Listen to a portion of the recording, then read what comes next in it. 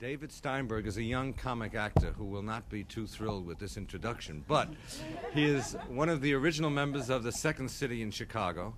So let's welcome him to the bitter end, David Steinberg.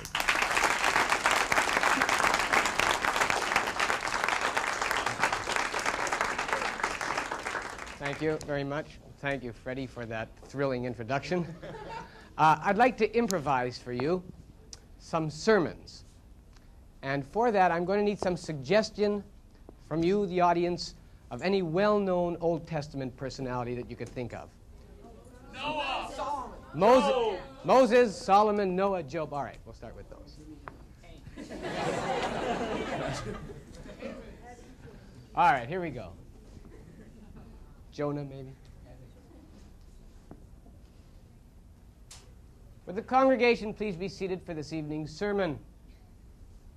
Tonight's sermon deals with the exciting personalities of Solomon, Moses, Job, Jonah, all of whom had a wonderful rapport with God, whom I'm sure you'll all remember from last week's sermon.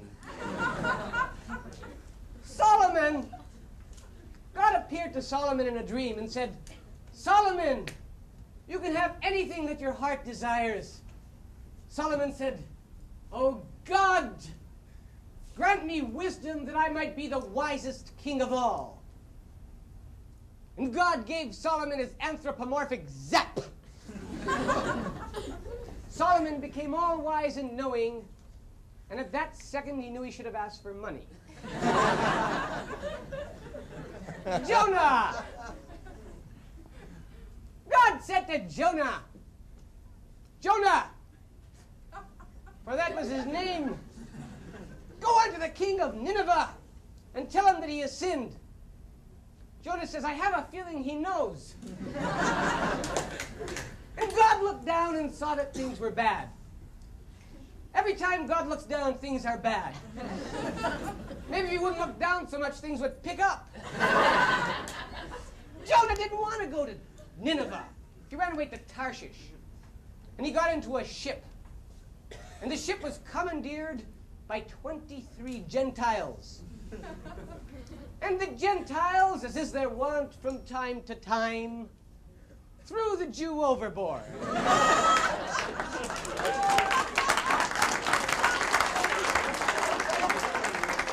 And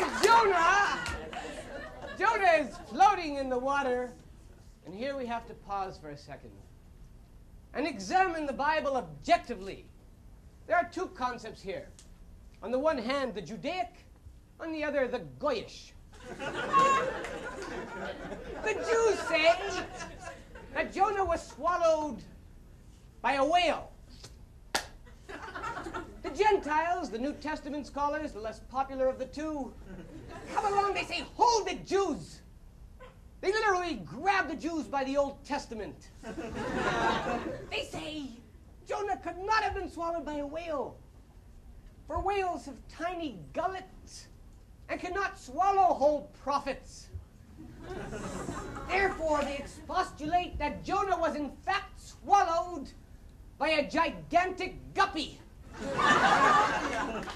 And to this day, the New Testament doesn't sell. Moses. When Moses was born, he cast off a cherubic light from his face. So his father said, "Let us take the little child and thrust him into the Nile so that we could have decent lighting in here again." And Moses was put into a casket, and he is floating in the Nile in somewhat the same position as Jonah was. An Egyptian princess happens by and notices the little child, and she lifts him up. And she says, "Because I have lifted you up, I shall call you Moses." Which, when you think about it, makes no sense at all. Well, oh my God. Moses was raised in the palace of the Pharaoh. When he was 25 years old, he left the palace. Upon leaving the palace, he saw an Egyptian and a Hebrew. and the Hebrew was being smitten by the Egyptian. Moses said, "Don't smite him." Instead, he smit him, ran off into the desert, where he saw a bush that was burning, yet it would not consume itself. How about that, folks? A voice came out of the heavens. Moses! Moses! Take off your shoes from off of your feet. God said in his redundant way, "For the land that you are standing upon is holy land." Moses took his shoes off his feet, approached the burning bush, and burnt his feet. He swore. We're not sure what he said, but there are many Old Testament scholars who to this day believe it was the first mention of Christ in the Bible. "Moses," God said, "go unto the Pharaoh and tell him to let your people go." Moses said, "Who shall I say sent me?" God said, "Whom?" God said, "I am that I am." Moses said, "Oh, thanks for clearing that up." Moses goes unto the Pharaoh, his staff in one hand. "Let my people go." Pharaoh says, "Who sent you?" Moses says, "You're not going to believe this." And the Pharaoh didn't believe him. And so God destroyed all of the Egyptians with that mystical sense of humor that is only his.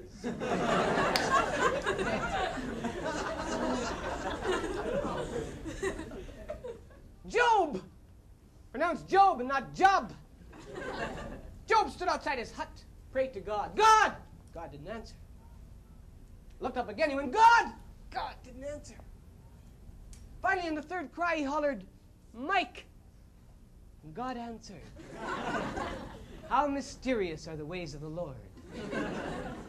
During one of these sessions, Job's wife came running. She said, "Job, you ought to curse God instead of praising him. All your children are dead." Job said, "What kind of a God is it, in all fairness to humanity and mankind, that could kill my children and leave my wife?"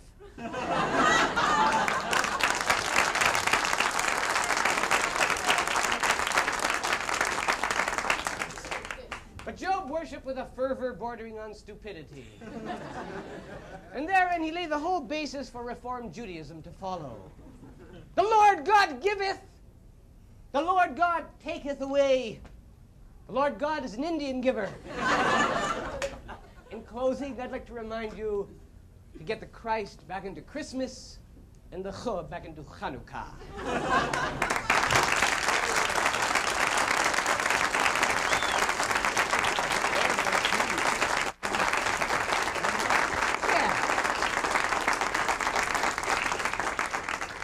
Boy, don't say that not growing up in your father's business doesn't help. I know, wasn't your father an Orthodox rabbi? Yes, he was. He was an Orthodox rabbi to the bone, if you know what I mean. No. I don't either. What can I tell you? He was, everything was God with my father.